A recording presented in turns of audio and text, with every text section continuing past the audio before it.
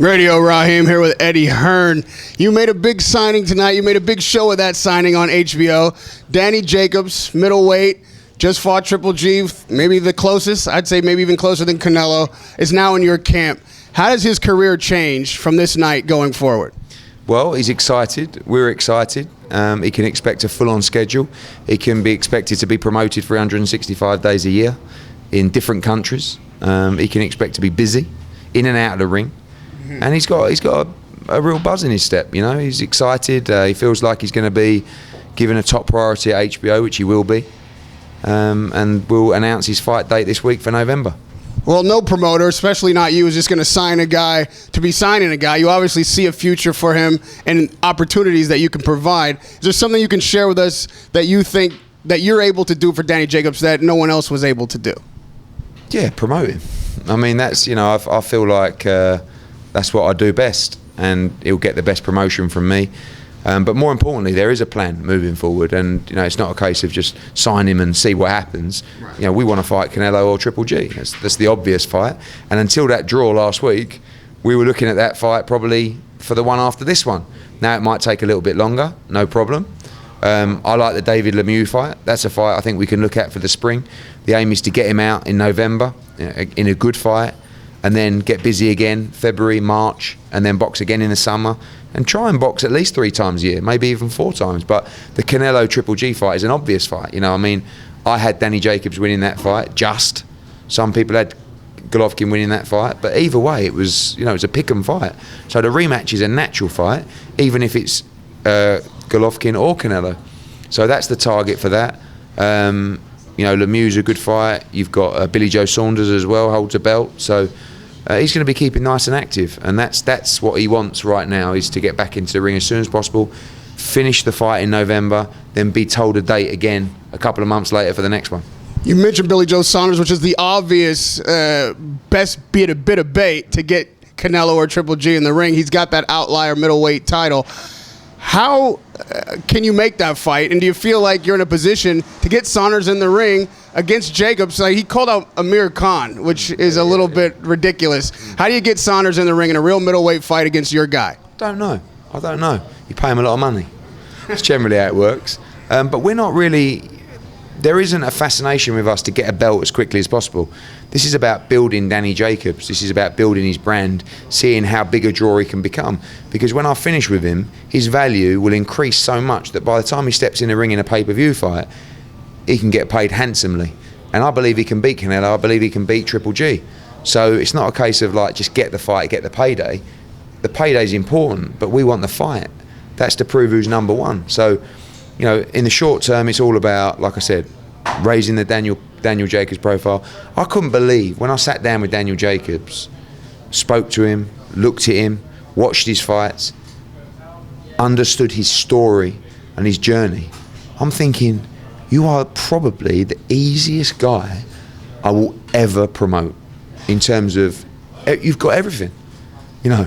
And like, I think no one really knows your story. I didn't really know his story. I heard about it, but you know, and when you get into it, you think you've got it all.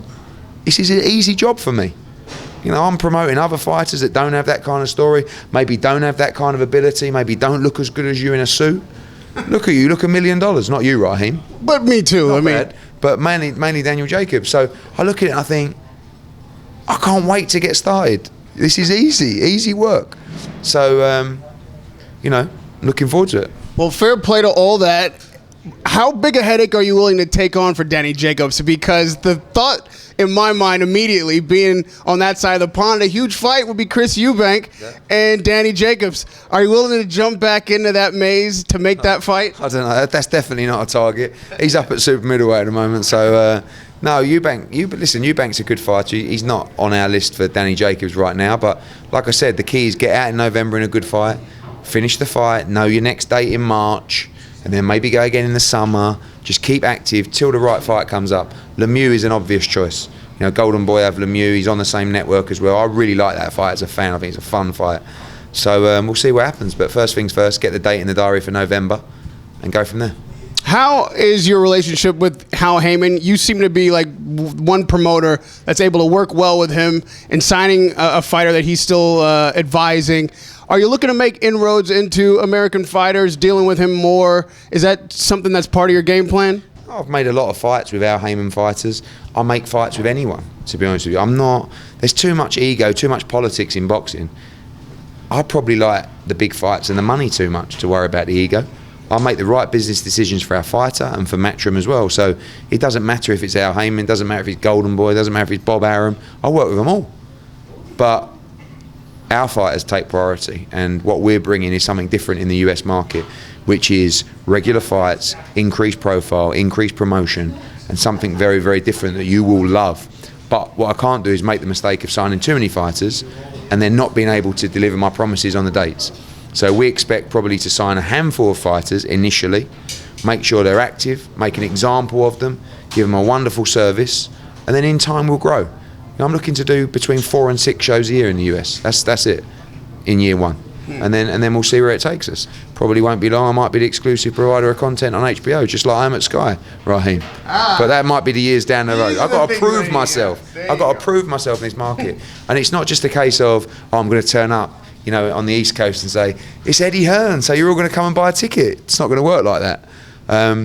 But we have to bring something different. We have to make boxing sexy again. We have to make it a night out. You've seen it in the UK. Time and time again. It's very different, isn't it? And maybe it's a cultural thing. Maybe the Brits just like to go and get drunk and dance around and have a good time.